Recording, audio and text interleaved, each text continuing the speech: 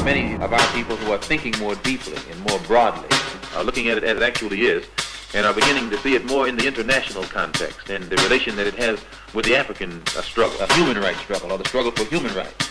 And as such, we can then take it into the United Nations. And bring about the freedom of these people by any means necessary.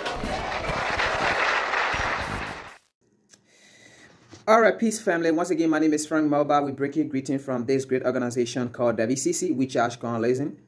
So today recording actually is based on Zimbabwe, and Zimbabwe will serve as a nation to explain the dialogue in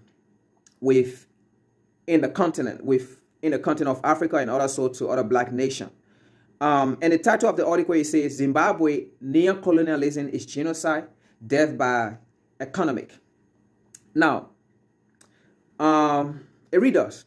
So because of the length of the article, I will not be explaining much because I want to make sure I get all the important things within the article. And the article was well written. So I'm going to take my time and read all the important parts so that we can, get to where we want to get. So many times or many days, you have heard that, African nations are poor, or the African continent, is poor. But that's not really, the case. So we're trying to set that narrative. Africa is not really poor, but it's just the management of Africa that is poor.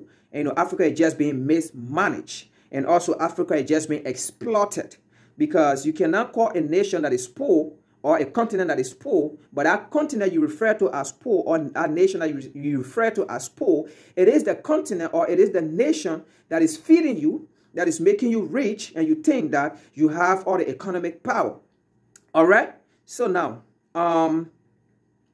we're just going to get strictly to the point. So, the harsh economic condition brought about by Western imperialism must not be unnoted in discussing the current condition of Zimbabwe. It is these conditions that made the life expectancy of Zimbabwe 35 years, the lowest in the world in 2006. Presently, Zimbabwe still ranks in the top 20 with a life expectancy of 62 years. Now, we cannot discuss the issue or the many issues or circumstances of Africa or any African nation without bringing to light the underlying factors that Western imperialism or Western nations have caused to that continent. All right.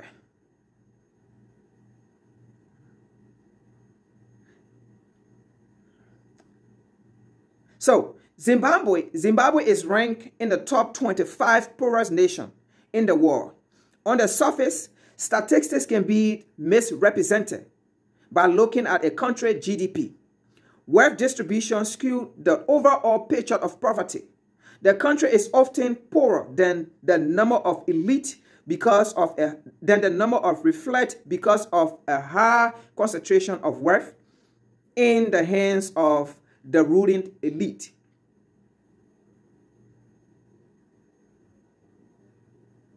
Poverty in Zimbabwe was intensified during the pandemic. And its impact disrupted livelihood about 1.3 million to the extreme poor. Estimates suggest the number of extreme poor reached 7.9 million in 2020, almost 49% of the population. At one time, Zimbabwe was one of the wealthiest countries in Africa. Today, 3/4 of the population, more than 10 million people, are living in poverty. Zimbabwe is just one of the many countries that continue to experience underdevelopment, which is rooted in 20th century colonialism.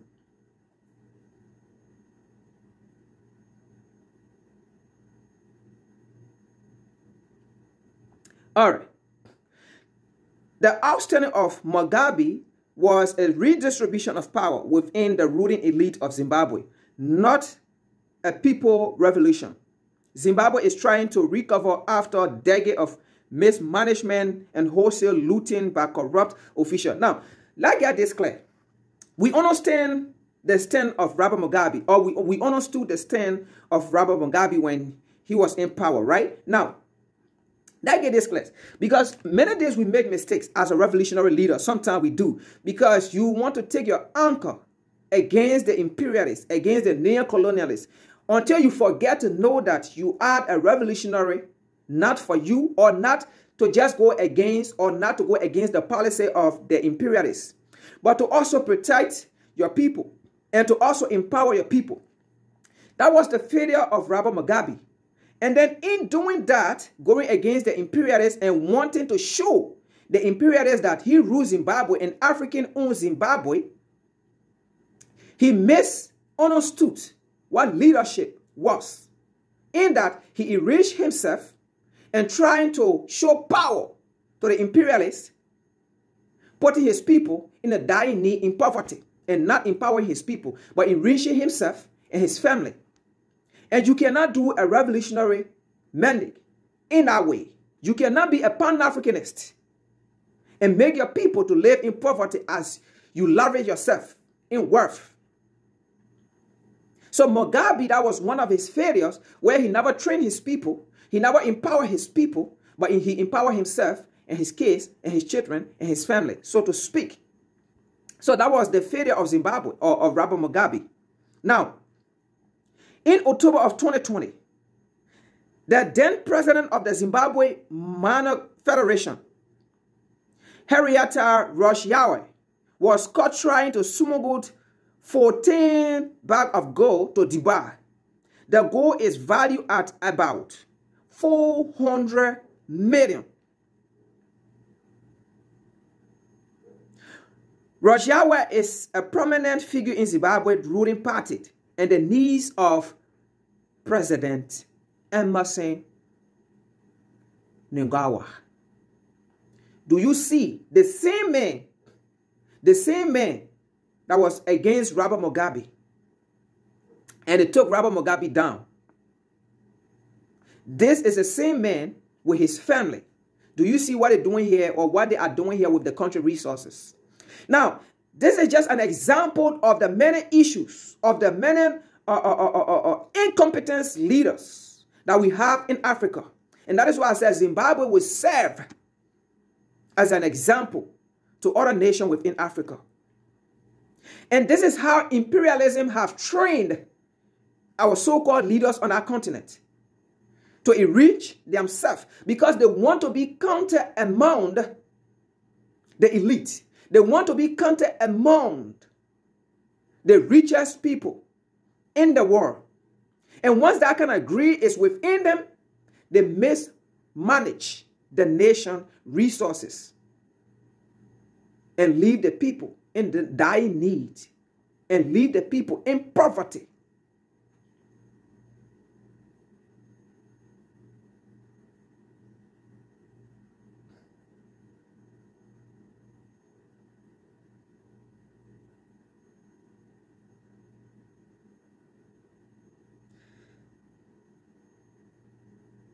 Okay.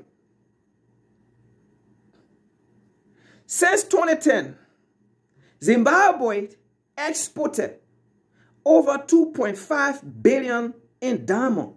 So is that a poor country? Can that be a poor continent, or mismanagement, or incompetent leaders? Since 2010, Zimbabwe exported over 2.5 billion in diamond. However, only 300 million of that sum has made into the country coffers. A Chinese Mongol plug 10 million into the CRO to form covert operation against the opposition in exchange for diamond traded outside official channel. Now, this is how it works in Africa, right? This is how it works with these imperialists. This is how it works with these outsiders that go into the country. If the government is for the people, and their opposition within that country. These outsiders, these imperialists, including the Chinese, they go towards the opposition and influence the opposition and sponsors the opposition with propaganda to go against their own government. Because the ordinary citizens, they don't know like how we know. And if the government is for them, they go and sponsor the government. And the government silence the opposition. This is the kind of fight the African nations are fighting. So we are fighting two different things here. The outsider and the insider. The insider are the bourgeoisie. The insider are the puppets.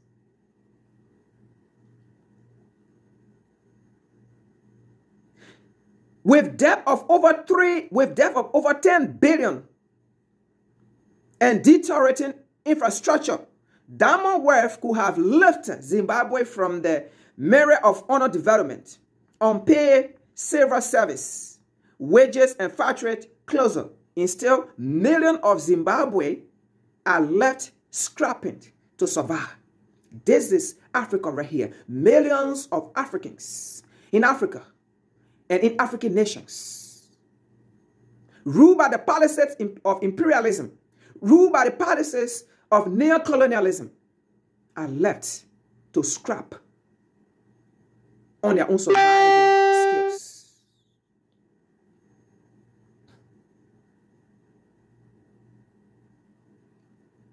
And what is so disheartening is that because of these underlying conditions, because of underdevelopment, because of the lack of infrastructure, because of the lack of medical facilities and all of those things, whenever there's a disease or sickness brought by these imperialists, by these Westerners, the African masses suffer. Recently, we have seen, for an example, with the COVID-19. Because of the condition of the African continent, or because of the condition of African nations when it comes to inadequate medical supply or medical experts or expertise, they came out to say that millions of Africans will die. Number one, why did they say that? Because we didn't have food. We didn't have proper measure put in place to keep up indoor. So people have to go out to look for food to eat because people live by hand to mouth. People live in a condition where they have to go and fetch and struggle and eat for that day. So what happened here? It is reported that about 2.2 million urban dwellers go to bed hungry during this COVID time. 2.2 million urban dwellers, just in Zimbabwe, not on the entire continent of Africa, go to bed hungry. Additionally, some 3.4 million people are expected to face crisis or emergency level of hunger in the first quarter. So, African leaders, are you preparing for the next pandemic that they may bring again? They should serve an example on how you should invest in Africa when it comes to agriculture, when it comes to experts, engineering. Equip your people, and your people will protect you. Your people will protect your nation and the continent. Your people will protect even the generation and the next generation to come, because measure will be put in place. You cannot continue to rely on these imperialists and neocolonialists for your own empowerment, because they themselves have their own agenda. Africans, leaders, and African experts and economists, you have to wake up and do for your people. Now I'm going to read the last part here. Wherever you find a people living under colonialism, you will find poverty and genocide. And that is a fact. We see it all around or all around the African continent, or all around black nations, or all around nations that have been colonized or that was colonized, or that is still being controlled by colonial policies. Poverty and genocides never finish. Even into this so-called developed world where Africans are living, genocide is rampant and poverty is rampant.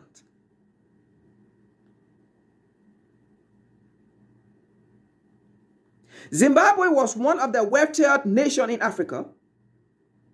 This is because of the country's land and its abundance of resources. But once the colonizer could not directly benefit from the land, Zimbabwe was isolated from the global community. So what is the globalism right here?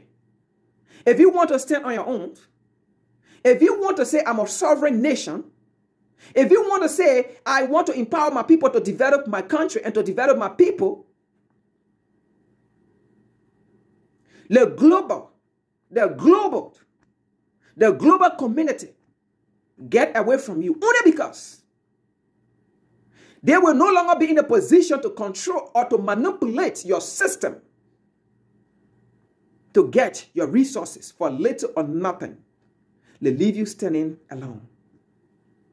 My people, the question now is, what is the global solidarity that these so-called imperialists or Westerners or Europeans come to speak to you?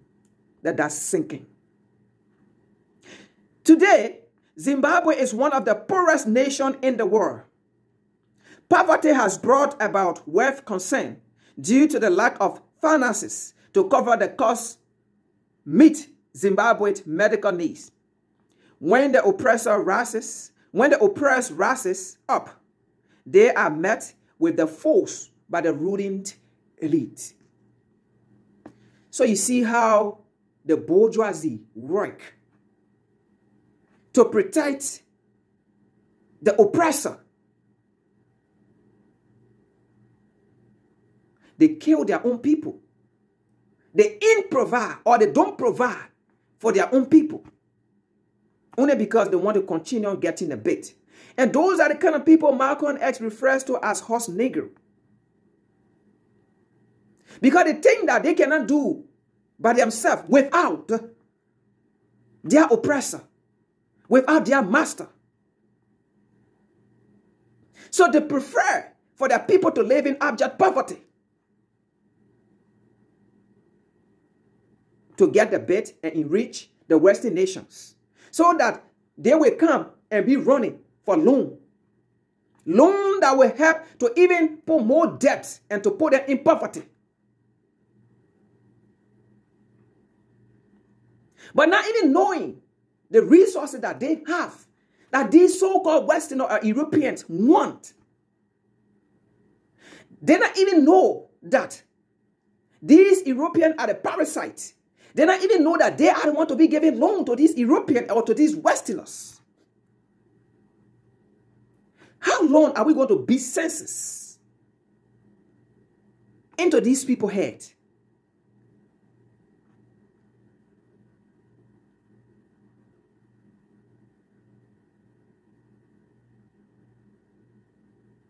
A global system is continuing to be built on the grave of African and other oppressed people around the world.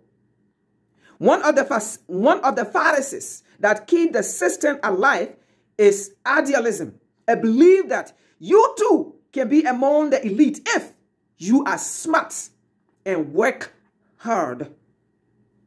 How many people must die for you to obtain your dream to be among the bourgeoisie? How many people are going to die? How many generations are going to die? How many future are you going to damage? How many youth that need to come after you to take care of your legacy? Not the legacy based on colonialism, not a legacy based on exploitation, not a legacy based on putting your people in poverty, but the legacy of self-determination, The legacy of self-empowerment. That when you die, the next generation will come to take over you.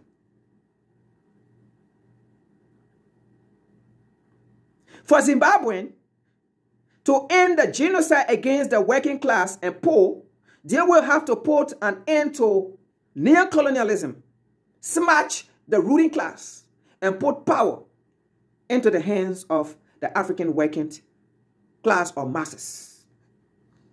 And this is an example of Zimbabwe, also to the many African nations, and also to the African continent. Once again, we charge colonialism. My name is Frank. Join us, join this organization, join the movement as we fight for what belongs to us and everything about us.